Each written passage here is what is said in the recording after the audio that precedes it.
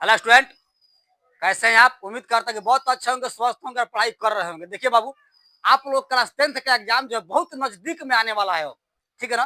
तो इसलिए थोड़ा मेहनत आप लोग कर लीजिए। तो कुछ निर्देशांक ज्यामिति अर्थात कोऑर्डिनेट ज्योमेट्री का अध्याय नंबर 7 जो होता है, आप लोग क्लास 10th का मैथ का ऑब्जेक्टिव कुछ 7 नंबर चैप्टर से लेकर आए हैं, जो आपके लिए VVI हो सकता है। इस पर विशेष ध्यान दीजिएगा तो समझ में आ जाएगा। तो क्या करना है, वीडियो को अंत तक देखना है ताकि अब क्वेश्चन का जो है आंसर समझ में आ जाए। चलिए क्वेश्चन देखते हैं। यह क्वेश्चन 2026 के लिए, एग्जाम 2026 के लिए बहुत VVI हो सकते हैं। ऐसे क्वेश्चन एग्जाम में आते रहते हैं। चल देखते हैं क्वेश्चन। क्वेश्चन ये कहता है बिंदु -4,3 किस पाद में है? देखिएगा, बिंदु -4,3 किस पाद में है? प्रथम, द्वितीय, तृतीय, चतुर्थ। इस चतुर्थांश को समझने के लिए क्या करते हैं, देखिए ध्यान दीजिए। आपको एक जो है हम क्या करते हैं, याद ध्यान दीजिए, एक हम चतुर्थांश को क्वाड्रेंट को बना लेते हैं, ठीक है ना? तो यहाँ पर x होता है, यहाँ पर x डैश ले लीजिएगा, यहाँ पर y हो गया, y डैश ले लीजिएगा। अब मूल बिंदु का 0 ले लीजिएगा, ठीक है? तो हम करते क्या, सबसे पहले एक चतुर्थांश को समझते हैं, उसके बाद इस क्वेश्चन को सॉल्यूशन करते हैं। ध्यान दीजिएगा। तो इसमें x है भाई, x का ही प्लस y का ही प्लस को नोट कर देते हैं। इसमें x वाला माइनस, ठीक है, इधर y वाला प्लस को नोटिंग किया, समझते रहे। इधर क्या होता है, x का माइनस पहले और y वाला भी माइनस किया। अब यहाँ पर करते क्या, x वाला यहाँ पर प्लस हो जाएगा और y वाला देखो माइनस हो जाएगा, ठीक है ना? तो इस प्रकार से यहाँ फर्स्ट होता है, यहाँ सेकेंड होता है, यहाँ थर्ड होता है, यहाँ बाबू आपका फोर्थ होता है। तो फर्स्ट में क्या क्या होता है, प्लस प्लस दोनों संख्या होती है। सेकेंड में क्या होता है, माइनस और प्लस होता है। थर्ड में क्या होता है, माइनस माइनस होता है। और फोर्थ में क्या होता है, प्लस और माइनस दोनों होता है।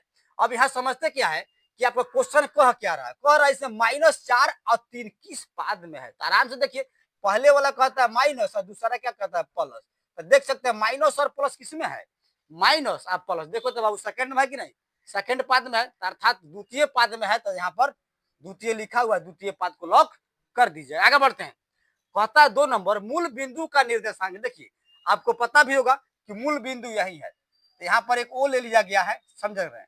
यहाँ पर x का वैल्यू 0 है, यहाँ पर y का वैल्यू 0 है। तो मूल बिंदु का निर्देशांक होता है 0,0 होता है। यहाँ खोज लेंगे, ऑप्शन नंबर बी भी आपको दिख रहा है 0,0, अर्थात बी को लॉक कर देंगे। आंसर को याद रखिएगा, ऑप्शन को नहीं समझे ना, तो इधर तो हो सकता है ऑप्शन में। अब आगे बढ़ते हैं क्वेश्चन 3 की ओर। कहता है बिंदु -3 -2 किस चतुर्थांश में स्थित? देखो बाबू, इसमें यही बताया चतुर्थांश को जो है एकदम पूरा तरीका से। तो यहाँ समझे -3 कह रहा है, -2 कह रहा है।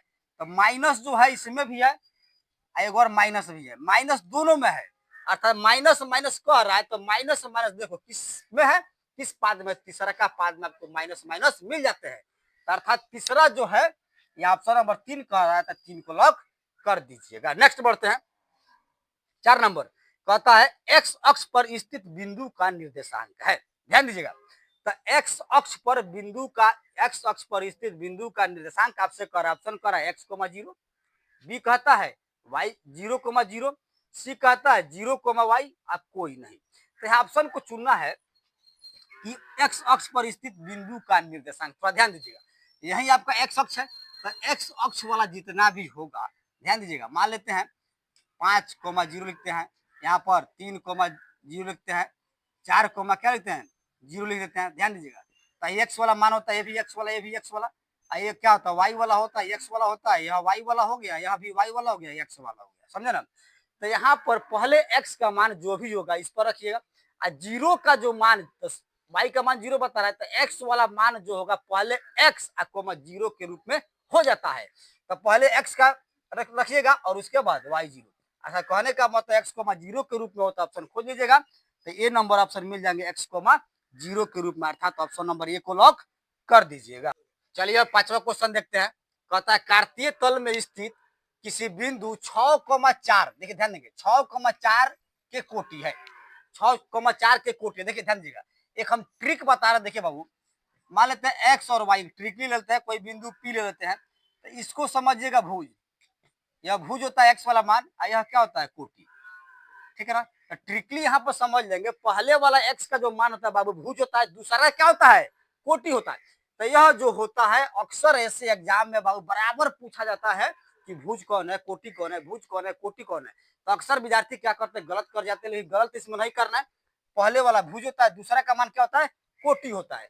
तो इसमें कहता है कि कोटि कौन है, तो यह भुज हो जाएगा बाबू आपका, समझे, पहले डायरेक्टली समझ लेंगे भुज, यहाँ पर क्या होता है कोटि हो जाएगा।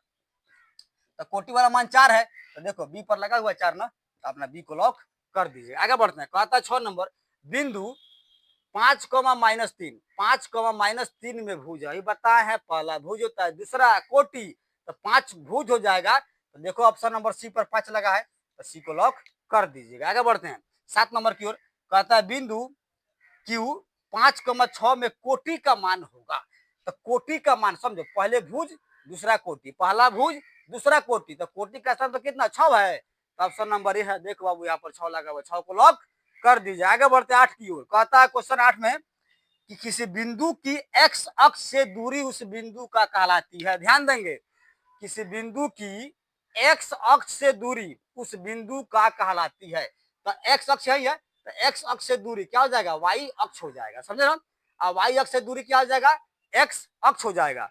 तो यहाँ पर हम कहते हैं कि यहाँ पर किसी बिंदु की एक्स अक्ष से दूरी उस बिंदु का कहलाती है।